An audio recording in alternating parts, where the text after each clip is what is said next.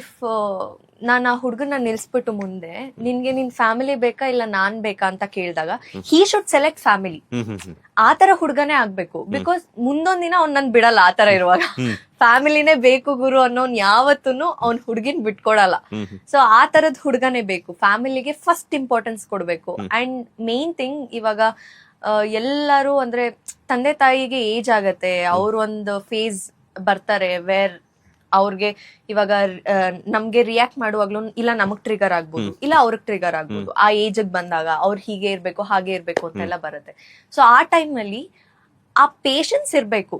Wear ನಾವ್ ತಂದೆ ತಾಯಿನ ಒಂದು ನೀಟಾಗಿ ನೋಡ್ಕೋತೀವಿ ಅನ್ನೋ ಪೇಶನ್ಸ್ ಇರ್ಬೇಕು. ಅವ್ರಿಗೆ ನಾನೇನಾದ್ರೂ ಇವಾಗ ನನ್ನ ತಾಯಿ ಸ್ಥಾನದಲ್ಲಿ ನಿಂತು ಅವ್ರನ್ನ ನೋಡ್ಕೋತೀನಿ ಅಂತಂದ್ರೆ ಅವ್ರಿಗೆ ತಂದೆ ಸ್ಥಾನ ಕೊಡುವಂತ ಹುಡುಗ ನನ್ಗೆ ಬರ್ಬೇಕು ಅನ್ನೋದೊಂದು ಮೈಂಡ್ ಸೆಟ್ ಇದೆ. ಅಂಡ್ ಅವ್ರ ಫ್ಯಾಮಿಲಿನ ನಾನು ಖಂಡಿತವಾಗ್ಲೂ ಚೆನ್ನಾಗಿ ನೋಡ್ಕೋತೀನಿ, ಅದ್ರಲ್ಲಿ ನೋ ಡೌಟ್. ಬಿಕಾಸ್ ನನ್ ಫ್ಯಾಮಿಲಿನೇ ಮೇನ್ ಇಂಪಾರ್ಟೆನ್ಸ್ ಆಗಿರೋದ್ರಿಂದ.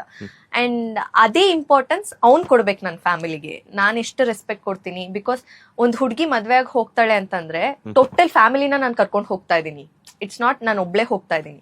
So at the same time ಅವ್ರಷ್ಟು ಜನರ ಮಧ್ಯೆ ಹೋಗ್ತಾ ಇದ್ದೀನಿ. ಸೊ ಅವ್ರಷ್ಟು ಜನನ ನಾನ್ ಹೇಗೆ ಅಕ್ಸೆಪ್ಟ್ ಮಾಡ್ಕೋತೀನೋ ಅದೇ ತರ ಅವನು ನನ್ನ ಇಡೀ ಫ್ಯಾಮಿಲಿನ ಅಕ್ಸೆಪ್ಟ್ ಮಾಡ್ಕೋಬೇಕು.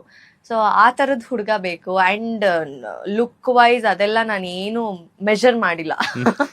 ಹೀಗೆ ಇರ್ಬೇಕು ಹಾಗೆ. Download ShareChat.